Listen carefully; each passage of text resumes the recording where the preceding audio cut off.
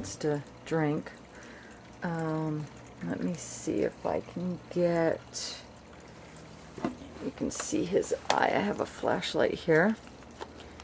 You can sort of see in this eye here.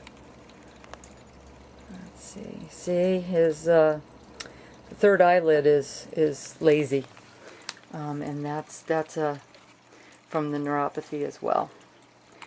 Okay. Now I keep a diary on the floor here. I do everything on the floor here.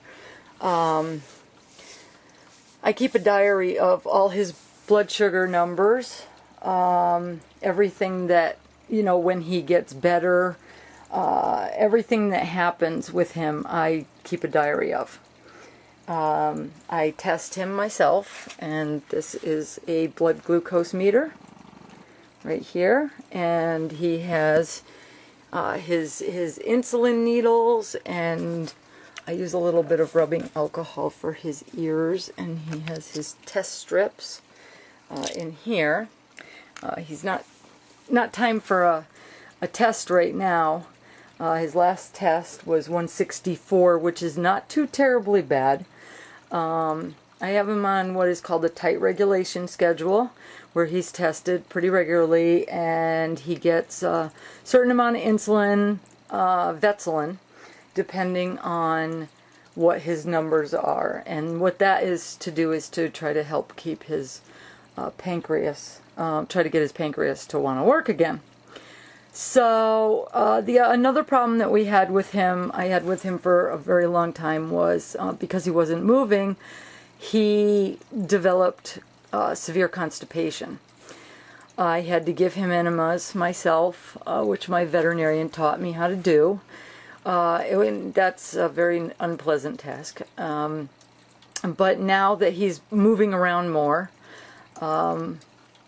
we're definitely seeing, you know, he's starting to go on his own.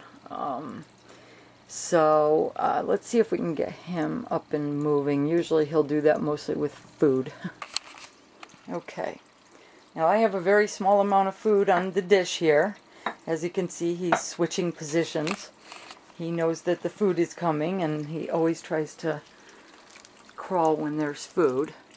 Come on. Sometimes I have to help put his back legs under him. But he will generally, yeah, see, here he goes. He will generally try to get himself from one place to another. And considering 2 months ago this cat was flat on his side and not able to move at all, this is quite a bit of progress. Come on. Come on, Mr. Mew. Come get the food. Come on. Look. There we go. He says, oh, I know that food's there, and I really want to go get it.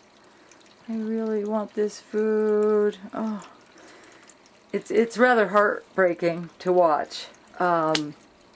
But he is improving, and he's actually quite a happy cat. He's actually considering, there we go, see, he can move along, he moves right along. He gets himself there. There he goes.